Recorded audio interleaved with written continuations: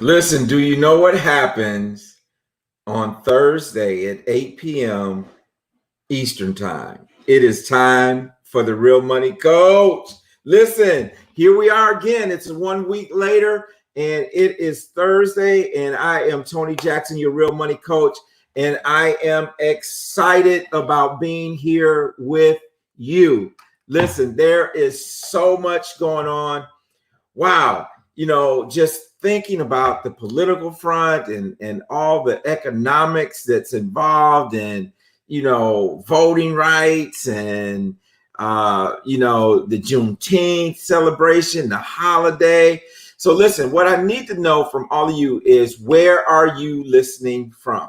Where are you listening from? Tell me what city you're listening from. Tell me what country you're listening from. Give us a shout out of your name. If you know somebody you want to say hello to in the chat, say hello to them, because we're excited about being here, and we're excited about being here with you on the Real Money Coach. A couple of things I really want to talk about is, what I want you to do is, tonight our special guest is going to be Mark Stewart. Some of you may know Mark Stewart. Mark Stewart is the small business concierge. He's the manager of the small business concierge service through Mecklenburg County.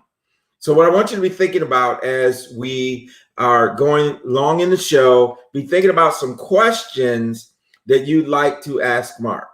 And so we're going to have you put those in the chat so that we can answer some of your questions about small business development, those types of things is what we want to address tonight.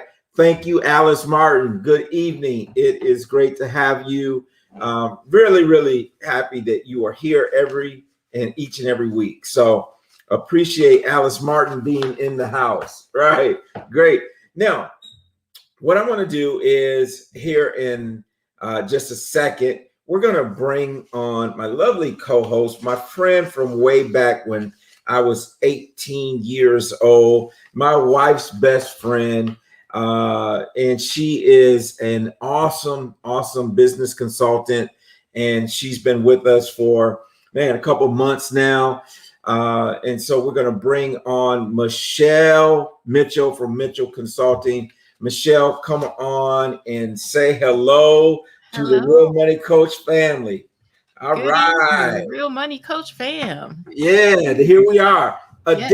Adele is in the house. Adele is, for many of you who may know Adele is my executive assistant. Adele, even today, I'm having these appointments, and they say, Adele is so sweet. That's what they tell me.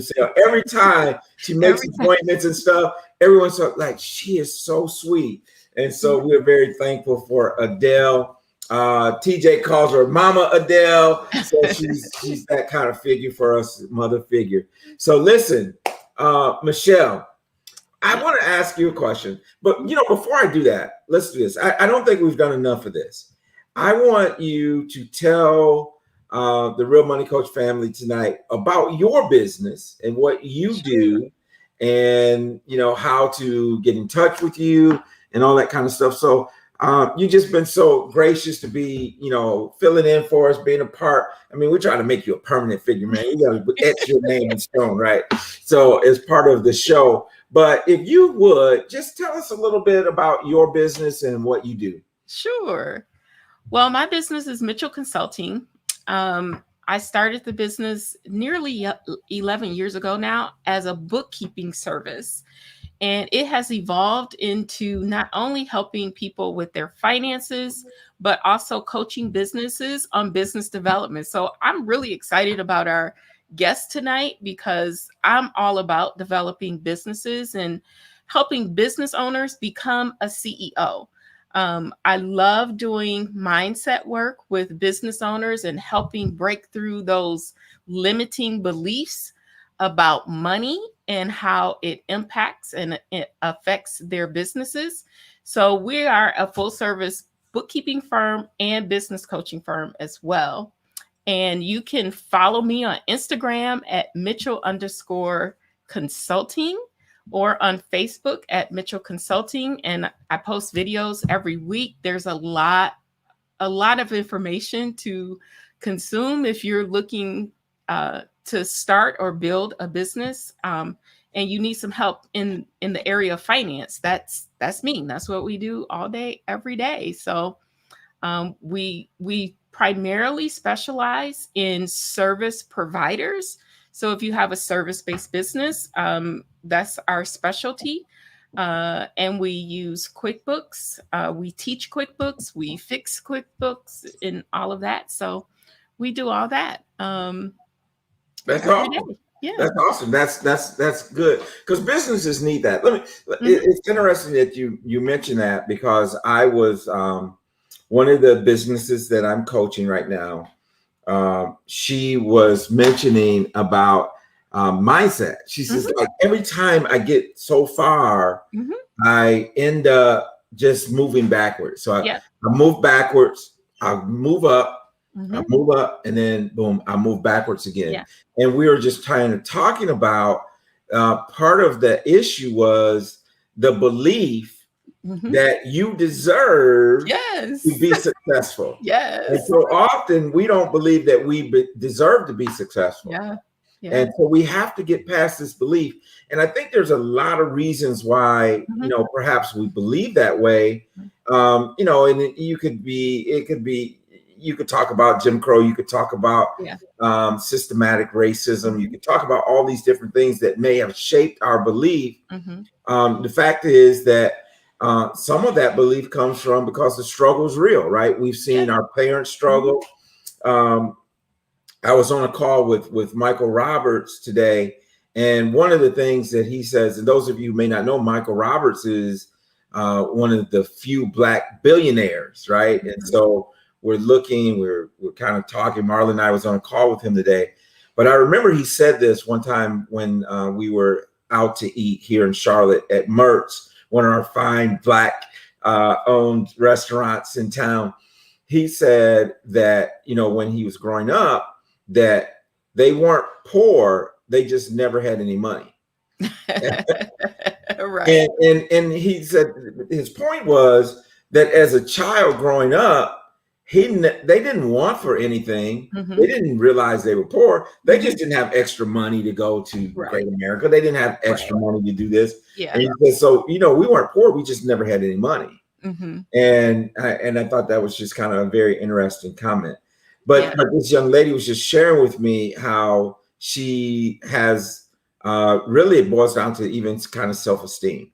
So so we kind of just start talking about financial psychology, how to break those chains of chains and images of our past that kind of keep us locked in. So and that's what I love about the mindset piece that you're talking about, is that if we don't change how we think, right? So I remember our sermon was like, if you always think what you always thought, you always have what you already got. And so we have to unlock those things so that we can achieve greater. We do. And just also know that at every level there's a challenge. So you never get over it, because you're always pushing your belief system. Once you believe that you can, and you start doing like, I'm confident, and you get to that level, and then something scares you. Like it could be that next big client, oh man, they're too big for me, or something like that, and it will hold you back from actually going after it. And just being aware of what's happening, because I've self-sabotaged myself a lot. And I'm like, look back like, dang, I made the same amount of money I did last year. I'm not making any progress, but I am making progress because the quality of my clients got better. It is a slow roll sometimes, but if you never stop, you will never lose. Right. There you go. If you never stop, you will never lose. Winners never quit. Winners never quitters never win. Right. And so, and that's interesting because we had on our show one time, his name is Jimmy Davies, the creator of Every Dot Black. And his talk is about a 30-year overnight success, And so, but I love what you're talking about is that we keep, we talk about the glass ceiling, Mm-hmm. right?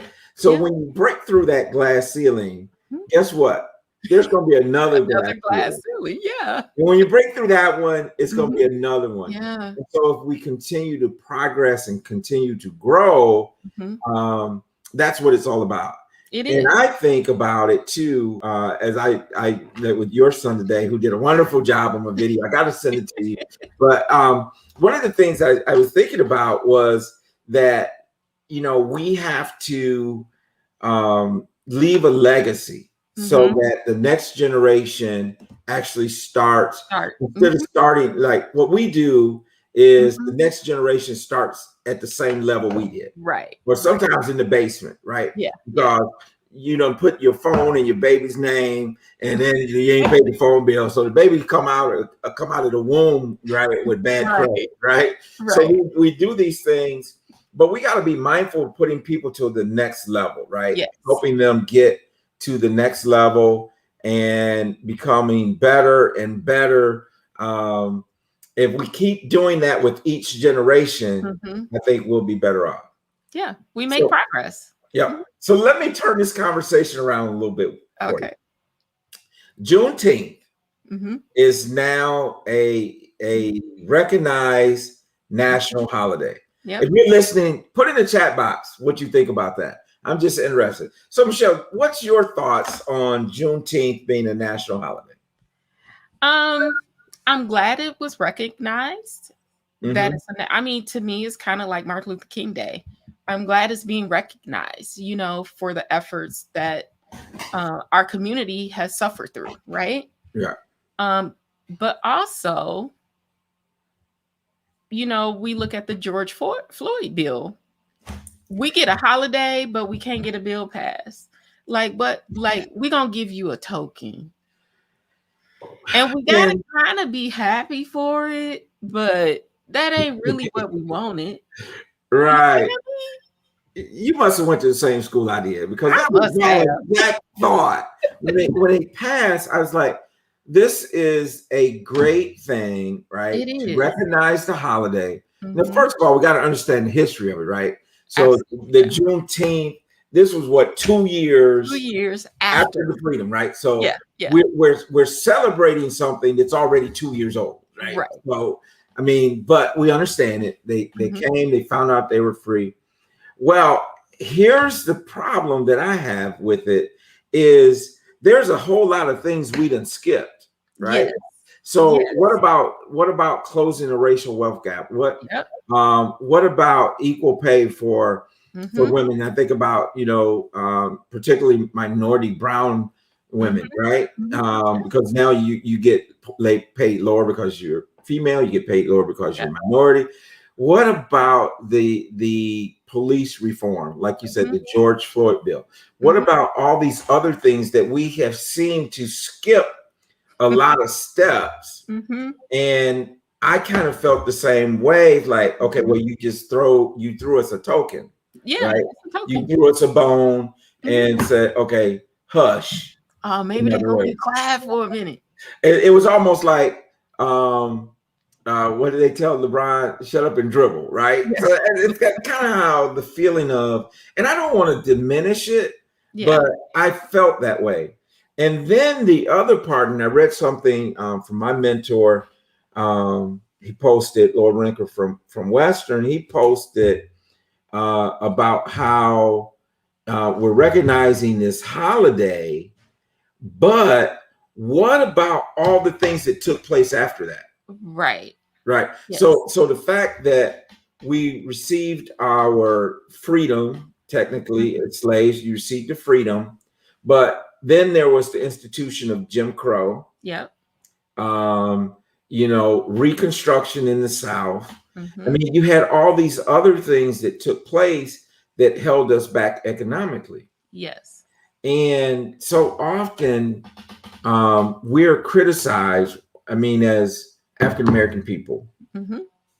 And when I say African American people, I'm not talking Jamaican American or Mhm. Nigerian American. I'm talking about African American people who were born and raised here in these United States. Yes. Other people from other countries come and they look at us and they Yeah. say, well, why haven't you guys achieved anything? Mm-hmm. And but we have to remember, what we have to remember is the things that we went through. Yes. There's things that we went through, and because of that, we are now, like the Tulsa. Yes. So we had to start Mhm. over. Had to start. And Yep. we weren't able to do those things. So listen, we could go on all day, Yeah. right? You and I could chat like we're sitting in the living room, but we do have a special guest with us this evening. Yes. And so our special guest tonight is Mark Stewart. Mark holds an MBA and an MS. As I mentioned earlier, he is the Small Business Concierge Manager for Mecklenburg County.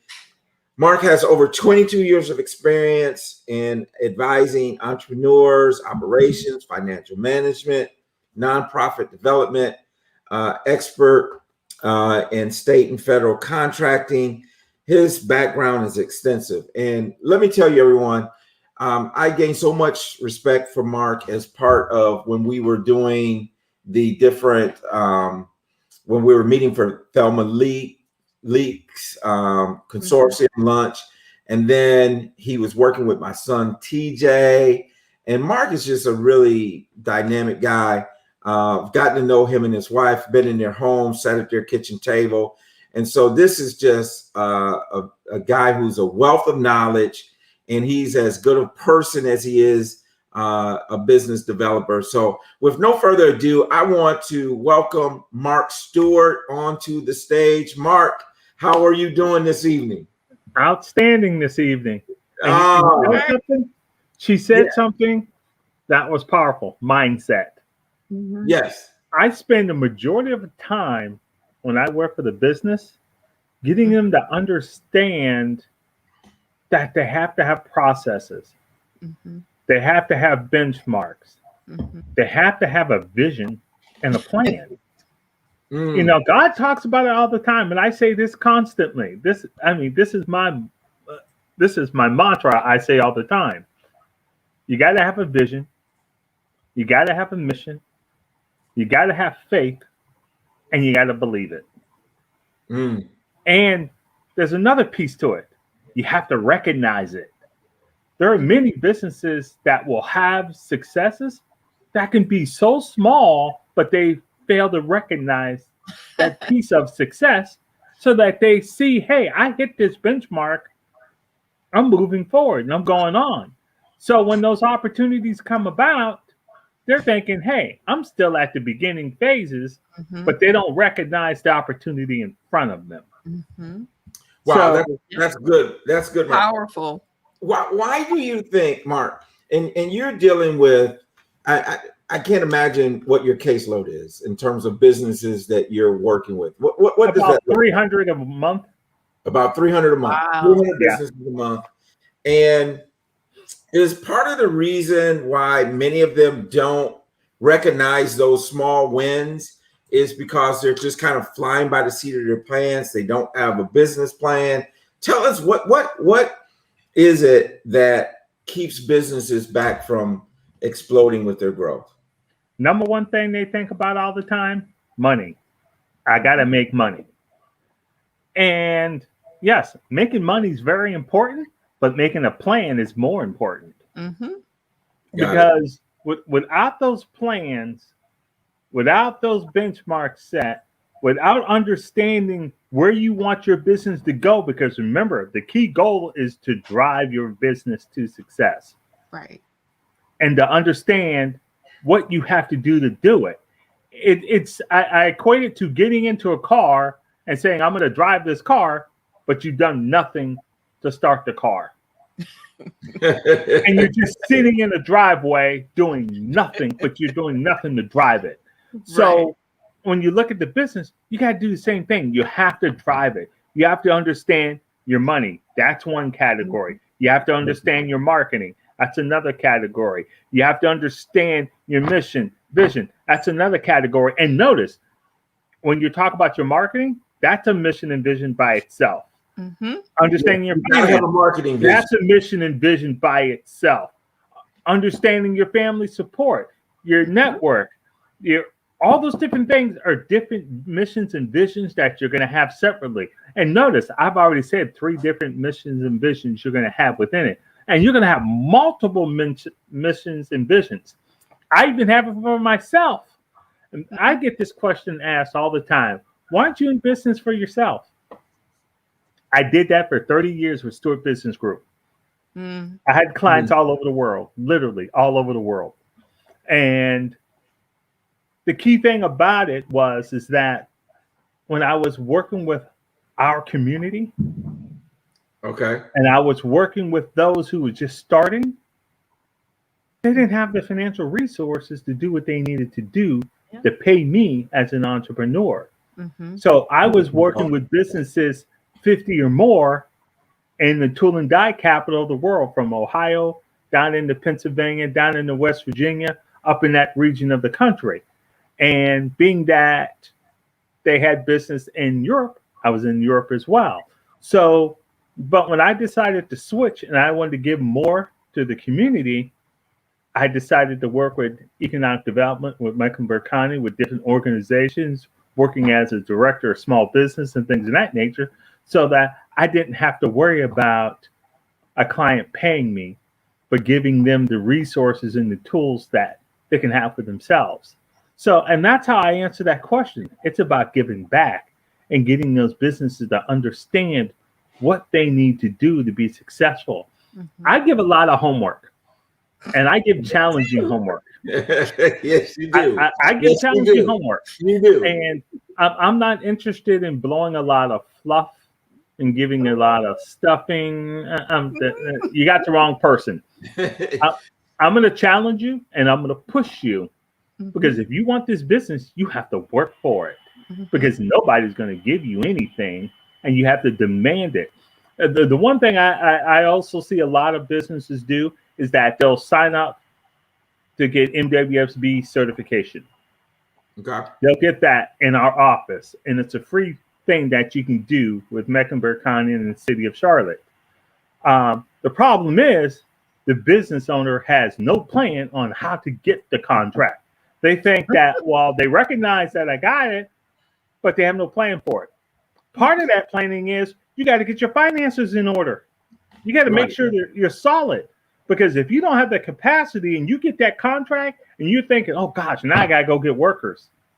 How do I do it? And I only got this much in finances. You have to plan that. You have to understand how you can leverage a contract and how to work it to your benefit. So you have to plan for those things. Next thing is, okay, I'm working this contract, but I got other business outside of this contract I have to be responsible for as well. Right. So there's a whole lot of planning that I challenge business owners to look at and to do, because without the vision of understanding it and those blind spots like she was talking about, if you get blind to that, you're finished. Yeah. And just for those of you who may be listening, when he said MWSBE, that's Women, Minority, and Small Business Enterprises. It is a certification along with other certifications like DBE, which is Disadvantaged Business Enterprise, and then HUB, Historically Underutilized Business. These are all certifications as a business. And, you know, regardless of what state you are in, you need to be looking at those things. And I think one of the things that you said, Mark, is being in a position, because I think there's a lot of WMBSEs and so forth that get the certification and they think automatically this flood of business is going to come to them because they had a certification. There's a lot of certified firms out there. So what do you say to the firm that's certified, and how do they go about going out, finding those contracts? And I want you to talk a little bit about too, going on as a sub rather than a prime contract, but a sub. This is the biggest. Here's the next mistake they make. They don't understand the language of the proposal. Government language is a lot different. Responding to a proposal is a lot different. It's different than anything you will ever deal with in your life. It's like going into military and you're getting terms like MEPS. What is MEPS? What is MOS? You know, what are MREs? all those different terminologies, you have to understand it. So as soon as you get that MWSBE, it's time to get yourself in school to understand how to respond to a proposal. First thing you do, through the Freedom of Information Act, you can request all prior proposals that were submitted and won. You can get those. So you can get used to the language. A lot, whether it's minority business, whether it's a non-minority business, it's the same characteristic I see. They fail to understand the proposal of the language. Then when they get rejected and their proposal gets rejected, first thing they want to do is start calling the commissioners, calling everyone to complain. But when you're not looking at your finances, because you get scored on your finances, you get scored on your responses to the proposal. When they're looking at those decisions, I used to work at the state of Delaware, and I remember coming out of school, out of Penn State, and I was responsible for these contracts, $228 million contract. How many vendors did I have to look at and review to award this contract? I didn't look at the issue of trying to award. I was looking at who can I disqualify immediately. Right. So if you didn't respond to this, you didn't respond to this, I would score you as ineligible because you didn't respond properly. You didn't read it. So that's one of the other issues. Another one is many businesses think, well, if I complete a capability statement and I include it in the proposal, that's addressing it.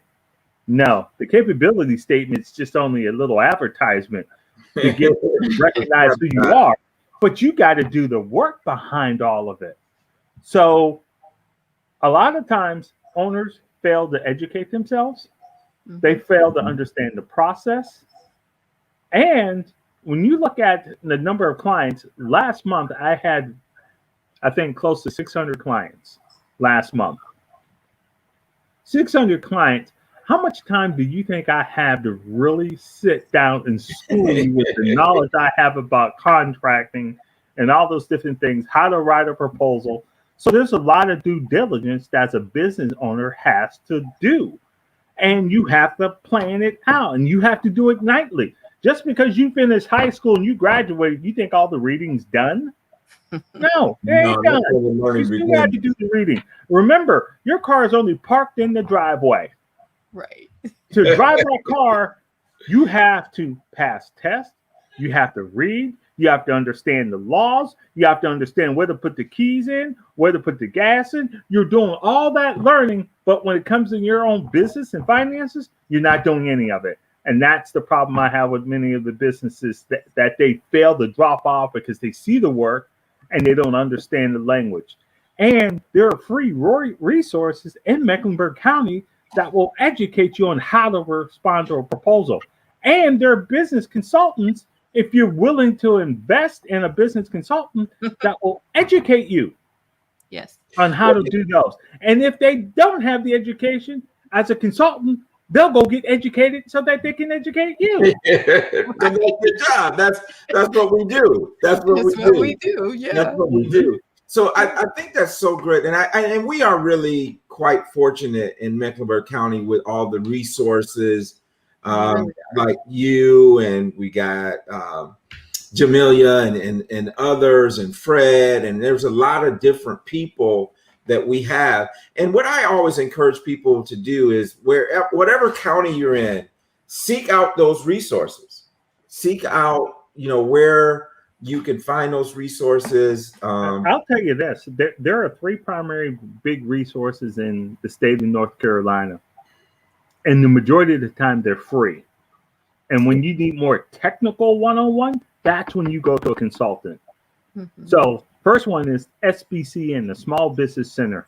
The Small Business Center Network is a network associated with all small community colleges in the state of North Carolina. They offer free services, and many times they offer free seminars. Yeah. The next one is if you're an established business and you need more of a technical resource, then you go to the SBTDC, the Small Business Training Development Center. They're associated with universities and colleges. Notice, not community colleges. Community colleges are the Small Business Center Network, the SBCNs. Okay, the SBTDC is universities. Then there's another one, and this is not available across the entire state. There's SCORE, the SBA, because some smaller regions in the state don't have those resources. So then you have to go to the North Carolina Rural Center or the State of North Carolina Economic Development offices, or you go to the Small Business Center to get those resources to assist you. And now the key thing as a business owner is you have to understand what resources you need to have in place to understand how to navigate a problem or situation within your business. If you don't understand something, there are assistance to get help. And the key is to get the help. And one of the things too, and I'm sure that this is probably true in other states, is through the DOT, Department of Transportation. If you're a DBE firm, there's like $5,000 a year that you can use for education and consulting and those type of things, and we're not utilizing those services. And so, you know, I think again we got to make sure that we're going after those different services, and because that can help you get a consultant, that can help you get the training that you need, and it doesn't come out of your pocket. I mean, it's part of it's part of that whole package. And I think a lot of times we don't realize that exists. Yeah. Even here in Michigan, there's technical assistance programs within cities or counties or whatever that business owners can utilize to hire a service like mine. Exactly. Yeah. Exactly. To get their finances set up or have coaching on a particular thing, you know, QuickBooks training, and all those type of things. Yeah. And you know, the great thing about a consultant is that consultants always get educated. Yeah. As they're dealing with technical issues and technical problems from multiple businesses and multiple different facets of business, they get educated themselves. Yes. Right. And then and not only do they get educated, they start to understand the environment of other businesses and what they're dealing with. So they develop a book of resources that can assist. And that's the key thing, is understanding how to use the resources, where to go for those resources, and what makes it applicable to your situation. So you got to use the consultants. Well, and then the consultants, like you said, because they're learning over here, they're learning over there, and they become this library of information that can help you. So, Mark, this is what I want to ask you. If I'm watching this show tonight and I don't have a business, I just have, I know I have a business, I have a dream. One of the things that Michelle specializes in is her program called From Passion to Profit, right? So if I'm sitting here, I got this business, I got this idea, I want to develop this into a business. What are the steps would you tell someone who's, you know, ready to start? They're ready to start, they're anxious, they have an idea, they're ready to monetize this thing, make it into a business. What are the steps you tell them to follow? First thing is I pick their brain. I ask more questions. Where do you want to go? That's the first thing. And if money's their driver, then there's really not a lot you can do with a business owner that money is the 100% focus. Why? Because it comes to a point of when you're dealing with those micro decisions and those micro processes that are tedious, are they willing to put the work in? Now, if you have someone with a strong passion, that's a different story. So that means you can start that business right out of their home, because they'll put the passion into working so that they can grow their business and grow it to a bigger capacity. So eventually, if they want, they can move it out of the home or move it to a different location as the business grows and they meet more challenges. And the key thing is this, is when you meet the challenges and you grow beyond it and you're growing to capacity as far as more people working for you, more clientele coming in, is being responsible enough to hand those decisions off to someone so that you can grow further. Because what I typically see with business owners is that they start the business from home, like a bakery or something of that nature, or a transportation company or something like that. Typically what they'll do, they'll start the business and they're still driving trucks 3 or 4 years later. Yep. There's no way on this green earth Mm-hmm. I'm gonna drive a truck more than a day. Right. Because my goal is hustling and getting as many out there as I possibly can so I can grow it. Now you run into the issue of, okay, how do I pay my employees? How do I recruit? You got to plan it all. Yeah. And you got to build relationships with other people as well. Yeah. So getting them to understand when you started from home, Mm-hmm. you got to work like you're a business owner and not a business employee. That's so smart, because I just had a post this week. Are you a CEO or a technician? Boy, isn't that the truth? Yes. And many businesses fail to grow because they're too busy working in it. In the business, yes. And if you get to a point, I remember when I ran Stewart Business Group. Now, mind you, when I started Stewart Business Group, I was 23 years old. I knew a lot of what I wanted to do, and I knew how to do it. Mm-hmm. So, for example, I had clients in Pittsburgh, Cleveland, Amsterdam. You think I was traveling over to Amsterdam to take care of client situations like that? No, I wasn't doing it. I gave it to consultants. Mm-hmm. I gave it to other team members. I gave them what I needed, what the deliverables were, and I had meetings on it. Mm-hmm. So I managed them. Mm-hmm. If you're able to manage your employees, manage your personnel, manage your time, manage your business plan, and I'm amazed at how many businesses have a business plan, but they don't use it to manage the business. I'm blown away at it. They don't even look at it. I'm truly blown away at, here you are, you spent this time to write a manual on how you want to operate your business, and you don't go back and look at it, you don't adjust it. It's a living document. You can't even find it. Yeah. You can't even find it. It's a living document. It's just like having a resume and never looking at it again. Mm-hmm. And you can't afford to do that. Mm-mm. So many businesses, if they learn how to use that business plan, divide it up into those 7 sections of a business plan, and pull out the ones that you know you're going to have to face every day. Number one is financials. Mm-hmm. That's number one. Well, I was going to tell you, Mark, go through the seven divisions of the business plan. Just kind of go over them. Okay. See, I add my own pieces. Uh-huh. Okay.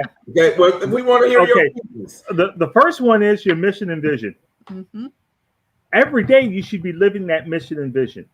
Mm-hmm. Your mission is what you want to do. Your vision is how I go about doing it. Okay. One is what you want to do, how you want to go about doing it. The next step is, okay, I got this mission and vision. Now, how am I going to get clientele? What are my product and services? So your next one is my product and services. And then with your products and services, what is my pricing? Mm-hmm. Okay. Then what comes in? Marketing. How am I going to get my customers? Where they're going to come from? How am I going to get them?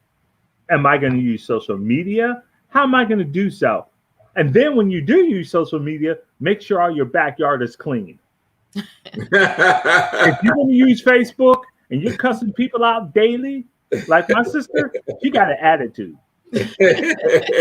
My sister will cuss somebody out in a minute. So I have to tell her all the time, clean up your language.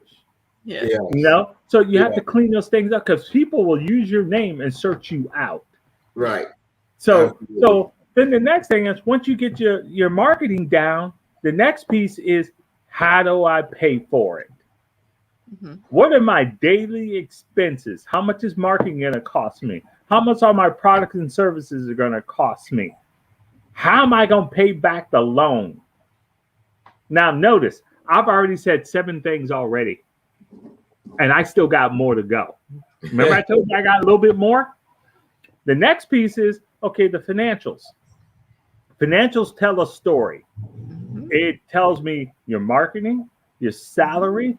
I'm blown away with how many businesses I work with, and they don't have a plan to pay themselves.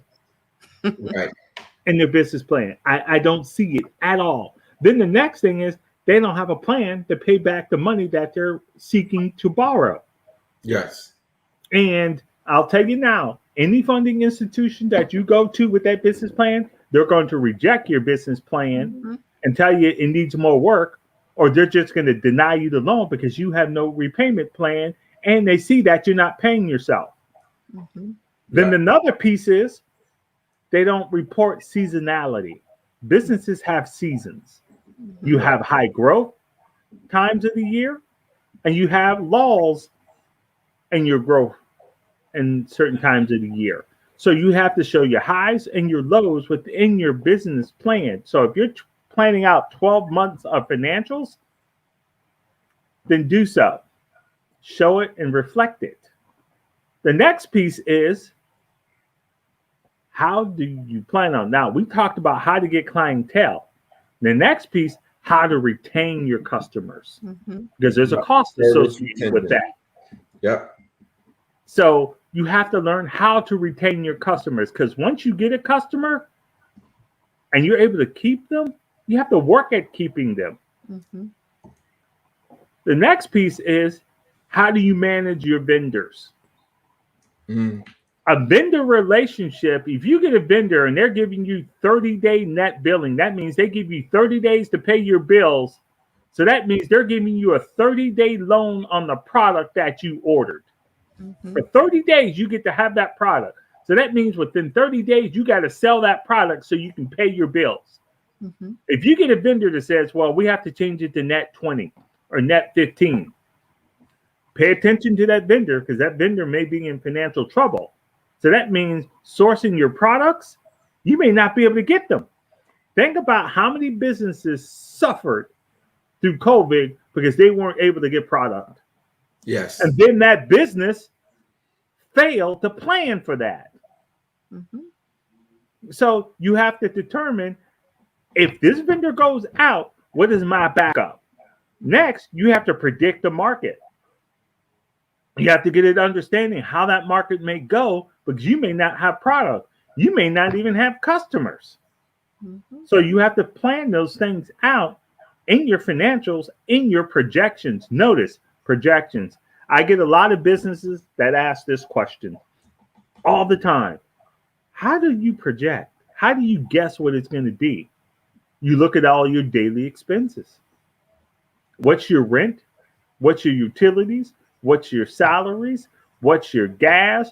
What's your transportation? How much product is going to cost? How much product I need on my shelf? If you're providing a service, how much is my time? So you have to plan all those things and put it out on paper. Then you're able to put them on a daily schedule. See, I like doing things by a breakdown of micro. So you do hourly, daily, weekly, monthly, and then yearly. I like to see it all because they tell a story. So that's how I like to do business plans. Now imagine if you're on vacation and you're able to call back to your store, to your company, saying, what were our daily sales profits today? And then you'll know immediately if you're going to meet your daily revenue or weekly revenue or monthly revenue, depending on where you're going to be. So that's how I do it. Well, I think that's great. Those are great steps, Mark. And again, if you are here in Mecklenburg County, this is a resource that you have. Mark Stewart, you pay nothing to go see Mark. And Mark, I don't know what you're doing now under, since we are kind of, COVID, post-COVID, or wherever we're at. But I know pre-COVID, you were like in all the public libraries. You had a schedule. You could actually, a business owner or inspiring business owner could make an appointment. They could come see you at Steel Creek Library or wherever library you happen to be in. How are you doing that now in this environment? What became my friend was, believe it or not, Panera Bread. I Panera meet Bread. a lot of clients at Panera Bread. Okay. A lot. So COVID didn't really slow me down.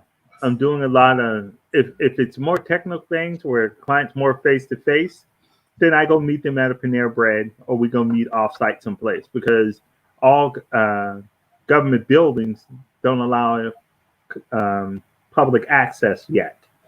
Got it. Eventually it's going to change, but right now we don't have public access. So that includes some of the libraries as well. So the alternative, Panera Bread.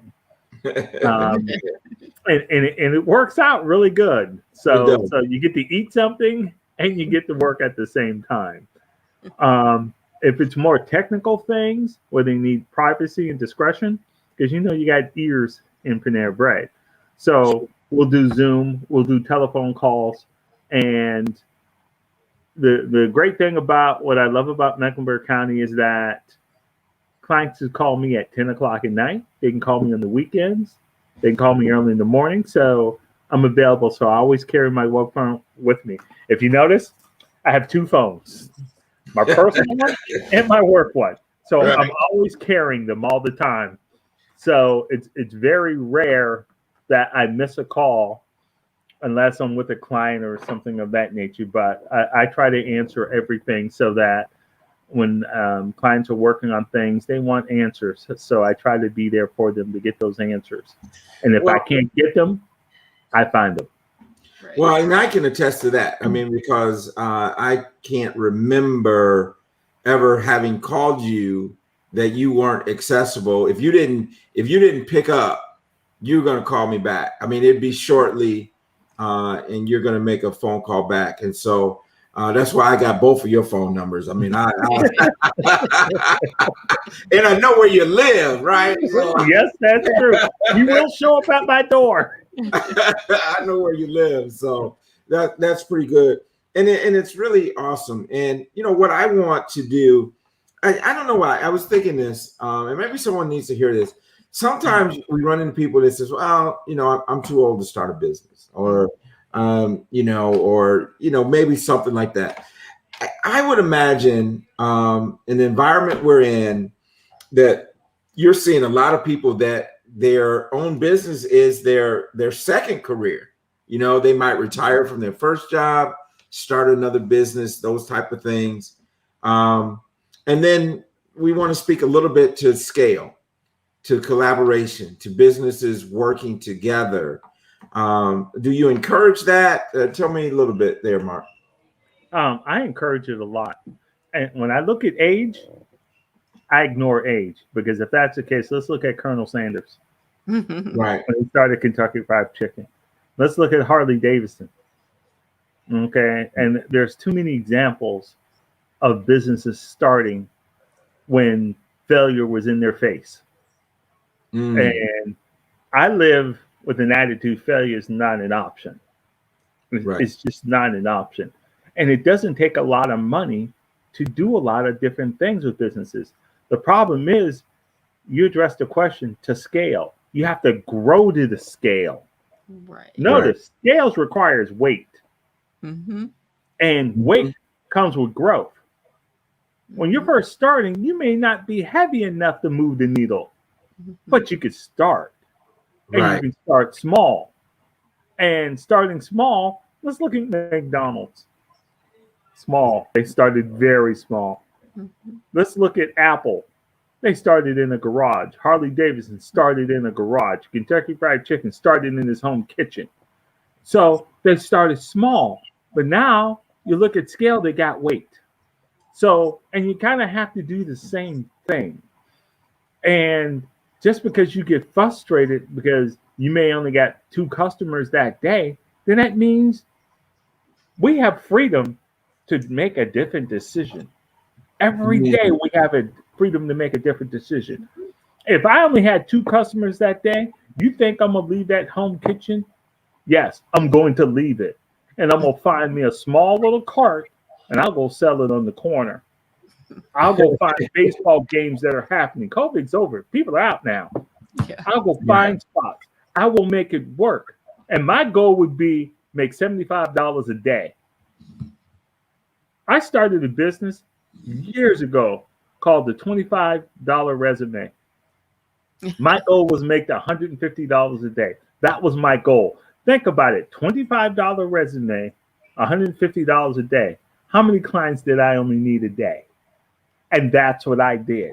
And I made my extra money when I was at Penn State. That's how I made my money, doing resumes. And it got to the point so big, I was doing roughly 2,500 resumes a month. I hired people to do them. Wow. I gave them $15 and I took the balance of it. And that's how I worked, because I wasn't going to do them all. I'm still making money. They're making money. And that's how I did it. So I had a team of about 15 people doing resumes. Awesome. And we had templates for a lot of things. We developed processes and things of that nature. And as you grow, you develop those systems, you develop processes, you develop things that make it easier for you. You start getting right people that manage. So you're not working in the business, but you're working at it. You're managing people and you're managing processes. So I started very small. When I started Stewart Business Group, I had one client that was from Pittsburgh, Pennsylvania. She was a nurse wanting to do a nonprofit. Mm-hmm. And I was in my senior year at Penn State. And I was advising this woman on businesses. So it grew and grew and grew. And as you start to dealing with different complexities and different challenges in your business, you start to grow it. And some of those challenges you'll never, ever face again because your growth has expanded that much. So you have to be willing to step outside the box. If I'm going to do a restaurant and I want the cheapest approach to do it, do a food truck. There you go. Food trucks. Absolutely. Yeah. Very easy. We're coming to that hour. I do want you to share your contact information. If someone wants to, if we got one question here, I have an investment question. Where can I get the best advice to invest small cash inheritance in real estate and various business entry level? And so, yeah, that's a great question from Alice. I'm going to say this, and since we have a short time, Mecklenburg County is growing 153 new residents per day. Wow. On average, per day. 153. Wow. The commute times, look at the length of commute times. It'll tell you how a community is growing. The longer that commute, the more time you spend in the car, you can see the number of growth of people that's coming into Mecklenburg County.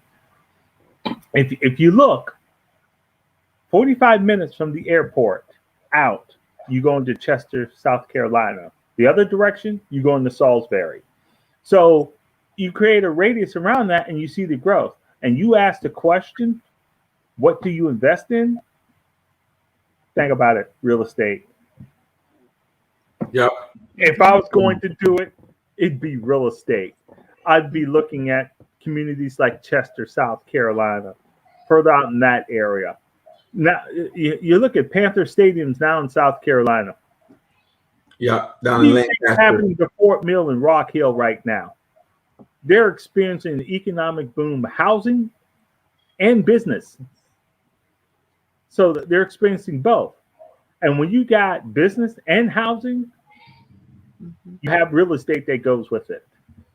So, and we have some great people. And Alice, I'll even text you tomorrow the name of a couple of people that maybe you could talk to on the real estate piece that are kind of versed in real estate investing. So, Mark, how, if someone wanted to get in contact with you to take advantage of your services, how do they do that? Call me on my county phone. It's 704-589-9404. All right, one more time. Anytime. Or you can go on to Mecklenburg County's website, look at the Office of Economic Development, and you can find my contact information there. You can find Jamila's contact information there. You can find Malaya's contact information and Fred Timo. contact information there as well. Awesome. And Thank Fred you. is the money man. You want to talk about real estate? Fred loves real estate and he loves money. He's a banker. So Awesome. And listen, if you don't remember any of that, remember info at the Real Money Coach. And we'll put you in contact with Fred. We'll put you in contact with Michelle. We'll put you in contact with Mark Stewart. We'll put you in contact with whoever you need to get in contact with, because that's what we do at the Real Money Coach. We connect people, and we just want to see you succeed. We want to see everyone have the most successful business as possible. Listen, we have to sign off. It's been a great show. Again, info at the Real Money Coach. If you didn't get Michelle's contact information, I'll be more than happy to share that with you. Same thing with Mark. So listen, with that, we want to tell you, everyone, have a wonderful night. Thank you again for tuning in. Special thanks to Michelle Mitchell of Mitchell Consulting. Special shout out to Mark Stewart of Mecklenburg County, Small Business Concierge Service, manager of that department. Again, have a great night, and thank you for being part of the Real Money Coach. Stay safe. Be careful. God bless you.